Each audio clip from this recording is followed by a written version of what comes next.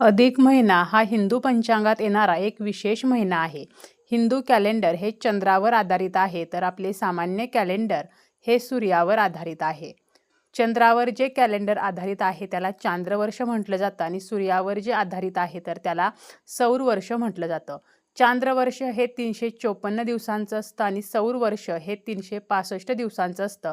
म्हणजे प्रत्येक वर्षी साधारण 10 ते 11 दिवसांचा फरक पडतो आणि हा फरक जेव्हा जमा होतो तर 3 वर्षांनी हा फरक 33 दिवसांचा होतो, म्हणजे साधारणपणे 1 महिना. आणि हा फरक भरून काढण्यासाठी चांद्रवर्ष आणि सौर वर्ष या वर्षातील दिवसांचा समतोल राखण्यासाठी एक अतिरिक्त महिना येत असतो, ज्याला आपण अधिक महिना, धोंड्याचा महिना, पुरुषोत्तम मास, मलमास या वेगवेगळ्या नावांनी ओळखत असतो. जर अधिक महिना आला नाही तर दिवाळी, होळी यासारखे जे सण आहेत तर ते ऋतूपासून हळूहळू पुढे सरकतील, म्हणून हा 3 वर्षांनी अधिक महिना येत असतो. अधिक महिन्यात आपले पुण्य वाढवण्यासाठी बऱ्याच गोष्टी केल्या जातात. व्रतवैकल्ये, पूजा, उपासना, साधना, पारायण, अनुष्ठाने, दानधर्म अशा बऱ्याच गोष्टींना या अधिकाच्या महिन्यामध्ये विशेष महत्त्व आहे. त्याचप्रमाणे अखंड सौभाग्यासाठी महिलासुद्धा नेहमीच व्रतवैकल्ये, उपवास करत असतात.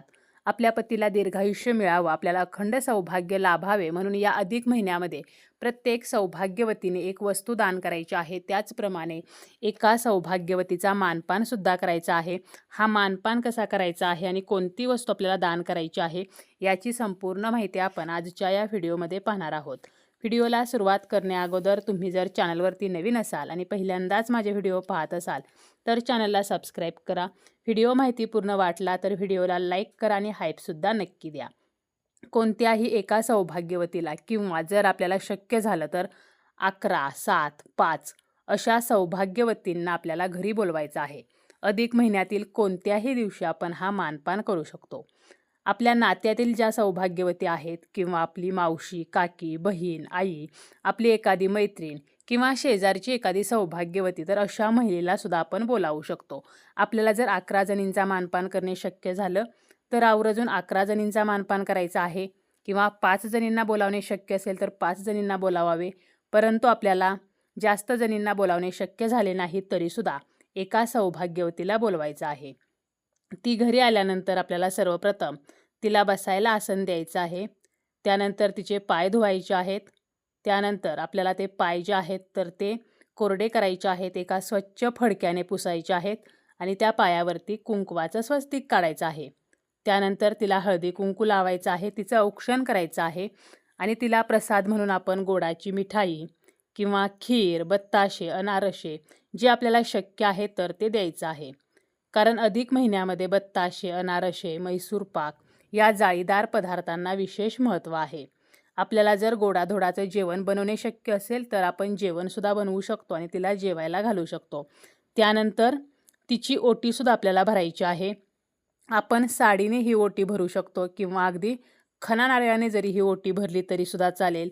साडी किंवा ब्लाऊज पीस, त्याचप्रमाणे नारळ, गहू किंवा तांदूळ, खोबऱ्याचा तुकडा, लेकुरवाळे हळकुंड, सुपारी, खारीक, बदाम, वेलदोडा, त्याचप्रमाणे एखादं फळ, गजरा आणि दक्षिणा 11 रुपये, 21 रुपये किंवा 101 रुपया. तर या साहित्याचा वापर करून आपल्याला ही ओटी जी आहे तर ती भरायची आहे. ओटी आपण जेव्हा एखाद्या सौभाग्यवतीची भरतो त्यावेळेला आपल्याला आपल्या कुलदेवतेचा, लक्ष्मी मातेचा आशीर्वादसुद्धा प्राप्त होत असतो. अधिक हा संपूर्ण महिना श्रीहरी विष्णूंना समर्पित आहे. अधिक महिन्यातील प्रत्येक दिवसच शुभ असतो. त्यामुळे कोणत्याही दिवशी, ज्या दिवशी शक्य आहे त्या दिवशी आपण एका तरी सौभाग्यवतीचा असा मानपान करू शकतो. त्याचप्रमाणे आपल्याला अखंड सौभाग्यासाठी काही वस्तूंचं दानसुद्धा करायचं आहे. ज्या महिलेला आपण घरी बोलावणार आहोत तर तिला आपण हे दान देऊ शकतो किंवा अगदी एखाद्या मंदिरामध्ये, देवीचं जे मंदिर आहे त्या मंदिरामध्ये हे दान करू शकतो. तर त्यामध्ये पहिलं जे अत्यंत महत्त्वाचं आहे तर ते म्हणजे कुंकवाचा करंडा.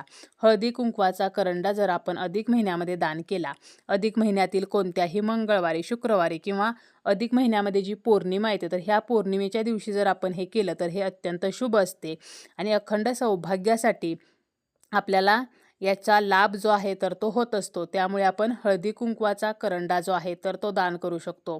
आणि हा दान करत असताना तो करंडा रिकामा द्यायचा नाही, तर त्यामध्ये आपल्याला हळदी कुंकू भरून द्यायचं आहे. शक्य झालं तर 5 जणींना आपण हे दान करू शकतो. आणि 5 जणींना देणे शक्य झालं नाही तर एका तरी सौभाग्यवतीला आपल्याला हळदी कुंकवाचा करंडा जो आहे तर तो दान करायचा आहे.